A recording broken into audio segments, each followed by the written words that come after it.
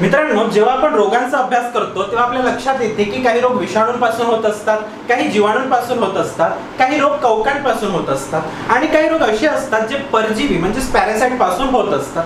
तर अशाच एका रोगाची माहिती आपण या व्हिडिओमध्ये बघणार आहोत. तर त्या रोगाचं नाव आहे मलेरिया. तर मित्रांनो, इथे आपण मलेरिया या रोगाबद्दल शिकणार आहोत. तर बघा, मलेरिया या रोगालाच आपण मराठीमध्ये हिवताप असे म्हणतो. तर मलेरिया नावाचा जो रोग आहे तो परजीवींपासून होणारा रोग आहे आणि याच्या परजीवीचे नाव आहे प्लाझ्मोडियम. तर तुम्हाला इथे लक्षात ठेवायचं आहे, मलेरिया ज्या परजीवीपासून होत असतो त्या परजीवीचं नाव आहे प्लाझ्मोडियम. मित्रांनो, मग आपल्याला इथं प्रश्न उपस्थित होतो की या प्लाझ्मोडियम या परजीवीचा प्रसार कशा पद्धतीने होत असतो, हा प्रश्न आपल्या मनामध्ये येत असतो. तर आपल्याला इथं लक्षात ठेवायचं आहे की प्लाझ्मोडियमचा जो प्रसार आहे तो एनाफिलीज नावाची एक डास असते. या डासीच्या मादीपासून हा रोग प्रसारित होत असतो. म्हणजेच आपण असं म्हणू शकतो की एनाफिलीज ही डास चावल्यानंतर ही मादी डास चावल्यानंतर या प्लाझ्मोडियम या परजीवींचा आपल्या शरीरामध्ये प्रसार होतो. म्हणजेच मलेरिया रोगाचा अशा पद्धतीने या डासीपासून प्रसार होत असतो. मग बघा मित्रांनो, आपल्याला परीक्षांमध्ये या एनाफिलीज या डासीबद्दल सुद्धा प्रश्न विचारले जातात. तर काय काय विचारलं जातं ते आपल्याला इथे लक्षात ठेवायचं आहे. पहिला प्रश्न तर हा विचारला जातो की ही जी डास आहे ती कशा पद्धतीने अंडी घालत असते, म्हणजे ती एकटी अंडी घालते की समूहामध्ये अंडी घालते, हा प्रश्न विचारला जातो. तर आपल्याला इथे लक्षात ठेवायचं आहे की ही जी एनाफिलीज डास आहे ती एकटी अंडी घालत आहे. आणि दुसरी एक डास असते जिचं नाव आहे क्युलेक्स नावाची जी डास आहे ती समूहाने अंडी घालत असते आणि एनाफिलीज जी डास आहे ती एकटी अंडी घालत असते. तर तुम्हाला ही गोष्ट इथे लक्षात ठेवायची आहे. त्याच्यानंतर या डासीबद्दल दुसरा प्रश्न अशा पद्धतीने विचारला जातो की कशा पद्धतीने बसत असते, म्हणजे हिच्या बसण्याच्या पद्धतीवर सुद्धा प्रश्न विचारला जातो. तर तुम्हाला इथे लक्षात ठेवायचं आहे की ही जी एनाफिलीज डास असते ती 45 डिग्रीचा कोन करून, म्हणजे 45 डिग्रीचा अँगल तयार करून ती बसत असते. तर हिच्याबद्दल काय लक्षात ठेवायचं आहे की ती एकटी अंडी घालत असते आणि 45 डिग्रीचा कोन तयार करून ही डास बसत असते. आणखी एक गोष्ट लक्षात ठेवायचं आहे की आपल्या भारतामध्ये या डासीच्या एकूण 58 जाती आढळतात आणि या 58 जातींपैकी फक्त काही डासी असे असतात जे मलेरिया रोगाचा प्रसार करतात, परंतु इतर जे डासी आहेत ना ते मलेरिया रोगाचा प्रसार करत नाही. तर बघा, एनाफिलीज बद्दल काय काय लक्षात ठेवायचं आहे, ती एकटी अंडी घालते, ती 45 डिग्रीचा कोन तयार करून बसते आणि भारतामध्ये तिच्या 58 जाती आहेत, त्यापैकी फक्त काही जाती अशा आहेत ज्या या रोगाचा प्रसार करत असतात. मग बघा, आपण इथं मलेरियाचा अभ्यास करत असताना आपल्याला हे माहित असायला पाहिजे की या मलेरिया या रोगाचा शोध कोणी लावला. तर आपल्याला इथे लक्षात ठेवायचं आहे, डॉक्टर रोनाल्ड रॉस या व्यक्तीने मलेरिया या रोगाचा शोध लावलेला आहे. आणि कधी कधी प्रश्न विचारला जातो की या रोगाच्या जंतूंचा शोध कोणी लावला. मलेरिया या रोगाचा जंतूंचा म्हणजेच प्लाझ्मोडियमचा शोध कोणी लावला, असा जर प्रश्न विचारल्यास त्याचं उत्तर असेल डॉक्टर अल्फ्रेड लॅवेरॉन. तर अशा पद्धतीने तुम्हाला लक्षात ठेवायचं आहे की मलेरिया या रोगाचा शोध डॉक्टर रोनाल्ड रॉस यांनी लावला आणि या रोगाच्या जंतूंचा शोध जो आहे तो डॉक्टर अल्फ्रेड लॅवेरॉन यांनी लावलेला आहे.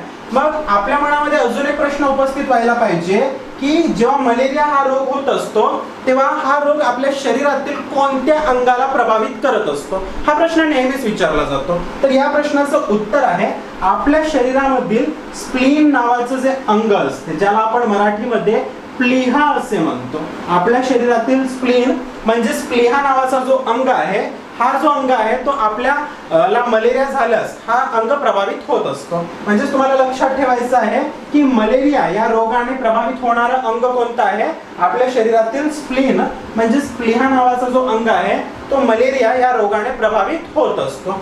आणि तुम्हाला स्प्लीन बद्दल एक पॉइंट लक्षात ठेवायचा आहे की या स्प्लीनला आरबीसी ची कब्र असे म्हणतात. या स्प्लीनला काय म्हणतात, आरबीसी ची कब्र असे म्हणतात. असं का बरं म्हणतात, आरबीसी म्हणजे तांबड्या रक्तपेशी. तर या ज्या तांबड्या रक्तपेशी आहेत ना ते स्प्लीन मध्ये म्हणजे स्प्लीहामध्ये जाऊन नष्ट होत असतात, म्हणूनच स्प्लीन किंवा प्लीहाला आरबीसी ची कब्र असे म्हणतात. आता मलेरिया बद्दल अजून एक पॉइंट तुम्हाला इथे लक्षात ठेवायचा आहे, तो म्हणजे मलेरिया या रोगाचा अधिशयन काळ. नेहमीच याच्याबद्दल प्रश्न विचारला जातो की मलेरिया या रोगाचा अधिशयन काळ किती असतो. तर तुम्हाला इथे लक्षात ठेवायचं आहे मलेरिया या रोगाचा अधिशयन काळ 10 ते 14 दिवसांचा असतो. आता मनामध्ये प्रश्न उपस्थित झाला असेल की अधिशयन काळ म्हणजे काय. तर बघा अधिशयन काळ म्हणजे काय असते, जेव्हा हा परजीवी आपल्या शरीरामध्ये प्रवेश करतो, तर प्रवेश केल्यानंतर त्याची जी प्राथमिक लक्षणे आहेत, या रोगाची जी प्राथमिक लक्षणे आहेत ती आपल्याला 10 ते 14 दिवसानंतर दिसून येतात. म्हणून याला काय म्हणतात, अधिशयन काळ असे म्हणतात. तर हा जो मलेरियाचा परजीवी आहे प्लाझ्मोडियम, हा आपल्या शरीरामध्ये प्रवेश केल्यानंतर त्याची जी प्राथमिक लक्षणे आहेत ना ती 10 ते 14 दिवसानंतर दिसून येतात. म्हणूनच मलेरिया या रोगाचा अधिशयन काळ किती असतो, 10 ते 14 दिवसांचा असतो. तर मित्रांनो इथं आपण काय काय शिकलेलं आहे बघा. मलेरिया हा रोग परजीवींपासून होतो आणि त्याच्या परजीवीचं नाव आहे प्लाझ्मोडियम. आणि या परजीवींचा प्रसार म्हणजेच या रोगाचा प्रसार एनाफिलीज या मादी डासीपासून होत असतो. ही मादी डास एकटी अंडी घालत असते, 45 डिग्रीचा कोन तयार करून बसत असते. आणि या डासीच्या भारतामध्ये एकूण 58 जाती आहेत आणि त्यापैकी फक्त काही जाती आहेत ज्या या रोगाचा प्रसार करीत असतात. आणि या रोगाचा शोध जो आहे तो डॉक्टर रोनाल्ड रॉस यांनी लावला आणि रोगाच्या जंतूंचा शोध डॉक्टर अल्फ्रेड लेवेरॉन यांनी लावलेला आहे. आणि हा जो रोग आहे आपल्या शरीरातील स्प्लीन म्हणजे स्प्लिहा नावाच्या अंगाला प्रभावित करत असतो. आणि हा जो स्प्लीन किंवा प्लिहा नावाचा जो अंग आहे तो आरबीसी ची कब्र म्हणून ओळखला जातो. आणि मलेरियाचा अधिशयन काळ हा किती दिवसांचा असतो, 10 ते 14 दिवसांचा असतो. तर अशा पद्धतीने हे सगळे पॉइंट्स मित्रांनो तुम्हाला इथे लक्षात ठेवायचं आहे. मित्रांनो मलेरियाची ही सगळी माहिती बघितल्यानंतर आता आपल्याला मलेरियाची लक्षणं सुद्धा माहित असायला पाहिजे. तर बघा मलेरियाची काय काय लक्षणं असतात. पहिलं लक्षण आहे थंडी वाजून ताप येणे. पहिलं लक्षण काय असते, थंडी वाजून ताप येणे. दुसरं लक्षण असते पुष्कळ घाम येऊन. दुसरं लक्षण काय असते, पुष्कळ घाम येऊन ताप उतरणे. बघा दोन लक्षणं इथे महत्वाची आहे. पहिलं लक्षण आहे की पुष्कळ म्हणजे खूप थंडी वाजून ताप येतो आणि दुसऱ्या लक्षणामध्ये पुष्कळ घाम येतो आणि ताप उतरते. त्याच्यानंतर बघा अजून काय काय लक्षणं असतात, उलटी, अशक्तपणा आणि रक्तक्षय ही सगळी जी लक्षणं आहेत ती मलेरिया या रोगामध्ये आपल्याला दिसून पडतात. तर काय काय लक्षणं असतात, पहिलं लक्षण आहे थंडी वाजून ताप येणे, त्याच्यानंतर पुष्कळ घाम येऊन ताप उतरणे आणि उलटी, अशक्तपणा आणि रक्तक्षय ही सगळी जी लक्षणं आहेत ना ती मलेरिया या रोगाची आहे. याच प्रकारे मित्रांनो आपल्याला मलेरिया या रोगाच्या प्रकारांबद्दल सुद्धा प्रश्न विचारला जातो. तर बघा मलेरिया या रोगाचे एकूण 4 प्रकार असतात. हा प्रश्न जो आहे थोडा घुमवून अशा पद्धतीने सुद्धा विचारला जातो की मलेरिया या रोगाच्या परजीवीचे म्हणजे प्लाझ्मोडियमचे एकूण प्रकार किती आहेत. तर या प्रश्नाचं उत्तर देखील किती असणार आहे, 4 प्रकार. म्हणजेच बघा मलेरिया या रोगाचे सुद्धा 4 प्रकार असतात आणि या रोगाच्या परजीवीचे सुद्धा एकूण 4 प्रकार असतात. तर ते कुठले असतात ते लक्षात ठेवा. पहिला प्रकार आहे प्लाझ्मोडियम. पहिला प्रकार काय आहे, प्लाझ्मोडियम वायवॅक्स. पहिला प्रकार काय असतो, प्लाझ्मोडियम वायवॅक्स. दुसरा प्रकार असतो प्लाझ्मोडियम फॅल्सीपेरम. दुसरा प्रकार काय असतो, प्लाझ्मोडियम फॅल्सीपेरम. आणि तिसरा प्रकार असतो प्लाझ्मोडियम मलेरी. तिसरा प्रकार काय असतो, प्लाझ्मोडियम मलेरी. आणि चौथा प्रकार असतो प्लाझ्मोडियम ओवेल. तर अशा पद्धतीने मलेरियाच्या परजीवीचे एकूण 4 प्रकार पडतात. पहिला प्रकार आहे प्लाझ्मोडियम वायवॅक्स, त्याच्यानंतर प्लाझ्मोडियम फॅल्सीपेरम, त्याच्यानंतर तिसरा प्रकार आहे प्लाझ्मोडियम मलेरी आणि चौथा प्रकार जो आहे प्लाझ्मोडियम ओवेल. तर मित्रांनो प्लाझ्मोडियम वायवॅक्स हा मलेरिया झाल्यास याचा जो उपचार आहे आपण घरी राहून याचा उपचार घेऊ शकतो. कोणत्या रोगामध्ये, प्लाझ्मोडियम वायवॅक्स मध्ये. आणि प्लाझ्मोडियम फॅल्सीपेरम मध्ये आपल्याला मेंदूचा हिवताप होत असतो. म्हणजे जो ब्रेनचा जो मलेरिया आहे मेंदूचा हिवताप तो कशामध्ये होत असतो, आपल्याला प्लाझ्मोडियम फॅल्सीपेरम मध्ये होत असतो. कधी कधी आपल्याला मेंदूच्या हिवतापाची लक्षणं काय काय आहेत हे प्रश्न विचारला जातो. तर आपल्याला लक्षात ठेवायचं आहे मेंदूच्या हिवतापाची लक्षणं कुठली कुठली असतात. पहिलं लक्षण आहे झटके येणे आणि त्याच्यानंतरचं लक्षण आहे शुद्धी हरपणे. तर शुद्धी येणे आणि झटके शुद्धी हरपणे आणि झटके येणे ही कशाची लक्षणे असतात? मेंदूच्या हिवतापाची लक्षणे असतात. त्याच्यानंतर बघा, मलेरिया या रोगामध्ये कुठली कुठली औषधं वापरली जातात, कुठली कुठली प्रभावी औषधं वापरली जातात, त्याच्यावर सुद्धा प्रश्न विचारला जातो. तर आपल्याला इथे लक्षात ठेवायचं आहे औषधी कुठली कुठली वापरली जाते. तर पहिली जी औषध आहे ती आहे प्रायमाक्विन. प्रायमाक्विन नावाची महत्वाची औषध वापरली जाते. त्याच्यानंतर दुसरी जी औषध आहे ती आहे क्लोरोक्विन. दुसरी औषध कोणती आहे? क्लोरोक्विन. मलेरिया या रोगामध्ये वापरली जाणारी पहिली औषध प्रायमाक्विन आहे. दुसरी औषध आहे क्लोरोक्विन आणि तिसरी जी औषध आहे त्या औषधाचं नाव आहे क्विनाइन. तिसरी औषध काय आहे? क्विनाइन. क्विनाइन जी आहे ही अत्यंत जुनी औषध आहे. ही सिंकोना वनस्पतीच्या, सिंकोना नावाची एक वनस्पती असते, या वनस्पतीच्या सालीपासून ही औषध प्राप्त केली जाते. कुठली औषध? क्विनाइन नावाची मलेरियावरील जी औषध आहे ती सिंकोना वनस्पतीच्या सालीपासून प्राप्त केली जाते. आणि कुठली कुठली औषधं वापरली जातात ते आपल्याला लक्षात ठेवायचं आहे. प्रायमाक्विन, क्लोरोक्विन आणि क्विनाइन. आणि शेवटचा पॉईंट तुम्हाला इथे लक्षात ठेवायचा आहे की मलेरिया दिवस केव्हा साजरा केला जातो. तर मलेरिया दिवस जो आहे तो 25 एप्रिल या तारखेला मलेरिया दिवस साजरा केला जातो. तर आपण इथं काय काय बघितलंय बघा. सर्वात प्रथम आपण लक्षण बघितलेले. लक्षण काय काय असतात? थंडी वाजून ताप येणे, पुष्कळ घाम येऊन ताप उतरणे, त्याच्यानंतर उलटी, अशक्तपणा आणि रक्तक्षय. आणि बघा त्याच्यानंतर आपण परजीवींचे 4 प्रकार बघितलेले आहेत. प्लाझ्मोडियम वायवॅक्स, प्लाझ्मोडियम फॅल्सिपेरम, प्लाझ्मोडियम मलेरी आणि प्लाझ्मोडियम ओवेल. प्लाझ्मोडियम वायवॅक्स चा जो उपचार आहे आपण ते घरी राहून करू शकतो. प्लाझ्मोडियम फॅल्सिपेरम पासून आपल्याला मेंदूचा हिवताप होत असतो, त्याच्यामध्ये झटके येणे आणि शुद्धी हरपणे ही सगळी लक्षणं त्याच्यामध्ये दिसून येतात. आणि जी औषधे आहेत ती 3 प्रकारची वापरली जातात याच्यामध्ये. पहिली औषध आहे प्रायमाक्विन, त्याच्यानंतर क्लोरोक्विन आणि त्याच्यानंतर तिसरी जी औषध आहे ती आहे क्विनाइन. क्विनाइन नावाची जी औषध आहे ती सिंकोना नावाच्या वनस्पतीच्या सालीपासून प्राप्त केली जाते. त्याच्यानंतर शेवटचा मुद्दा आपण बघितला की मलेरिया दिवस केव्हा साजरा केला जातो? 25 एप्रिल या दिवशी मलेरिया दिवस साजरा केला जातो. तर अशा पद्धतीने हे सगळे मुद्दे आपल्याला इथं लक्षात ठेवायचे. तर मित्रांनो, अशा पद्धतीने मलेरिया या रोगाची संपूर्ण माहिती बघितल्यानंतर या टॉपिकवर मागील काही परीक्षांमध्ये जी काही प्रश्न विचारलेली आहे त्यावर आधारित जी प्रश्न आहेत त्यांचं विश्लेषण आपल्याला इथं बघायचं आहे. तर चला विश्लेषणाची सुरुवात आपल्या या पहिल्या प्रश्नापासून करूया. तर बघा आपला पहिला प्रश्न काय दिलेला आहे? खालीलपैकी हा रोग लैंगिकरित्या पारिषित नाही. आणि इथे 4 पर्याय दिलेले आहेत. पहिला पर्याय आहे गनोरिया, त्याच्यानंतर LGV, सिफिलिस आणि हिवताप. आणि मित्रांनो आपल्याला माहित आहे या प्रश्नाचं उत्तर काय असणार आहे? या प्रश्नाचं उत्तर असणार आहे हिवताप. हिवताप जो रोग आहे तो लैंगिकरित्या पारिषित होत नाही. हा कशापासून होणारा रोग आहे? डासांपासून होणारा रोग आहे. आपल्याला माहित आहे एनाफिलिस नावाच्या डासांपासून हा रोग प्रसारित होत असतो. मग जी इतर पर्याय दिलेले आहे कुठली? गनोरिया, LGV आणि सिफिलिस हे जे 3ही रोग आहेत ते सेक्शुअली ट्रान्समिटेड डिसीज आहेत. कुठले डिसीजेस आहेत हे? Sexually transmitted disease. याचाच अर्थ काय? ते लैंगिकरित्या पारिषित होणारे रोग आहेत. म्हणजेच या प्रश्नाचं उत्तर इथं काय असणार आहे?